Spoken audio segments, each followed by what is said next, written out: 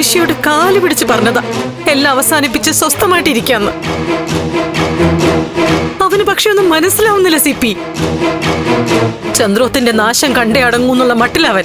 ഋഷിയെ എങ്ങോട്ടെങ്ങനെ മാറ്റണോ വേണം? എങ്ങോട്ടേക്ക് മാറ്റാന്ന സിപി പറയുന്നേ? ഞാനോ സിപിയോ പറഞ്ഞ അവനനുസരിക്കോ? അവനെ മാറ്റിയിട്ട് കാര്യമില്ല. അവന്റെ മനസ്സാ മാറേണ്ടത്. അതിന് പക്ഷെ അവൻ തനിയെ വിചാരിക്കണം. അവൻ വിചാരിക്കില്ല. ചന്ദ്രോത്തിന്റെ നാശം കാണാൻ ഒരുങ്ങി അവൻ നിൽക്കുന്നെ. ഋഷി അറിയാതെങ്കിലും ദേവികയെ കണ്ട എല്ലാ സത്യങ്ങളും തുറന്നു പറഞ്ഞാലോ സിപി? ഋഷിയെ രക്ഷിക്കാൻ ഇനി അതൊരു മാർഗമുള്ളൂ. ദേവിക MLA അല്ലേ, പിന്നെ നന്ദന്റെ ഭാര്യയും. ഇങ്ങനൊരു കാര്യം ഋഷിയും കൂട്ടുകാരും ചെയ്തു എന്നറിഞ്ഞാൽ ദേവികയ്ക്കത് മനസ്സിലാവും. പക്ഷേ പിന്നെ ഋഷിയുടെ രീതികളൊക്കെ എങ്ങനെയാവും?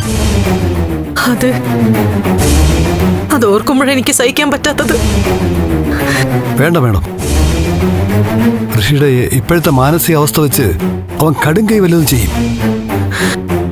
ഇത് എവിടം വരെ പോകും നോക്കാം.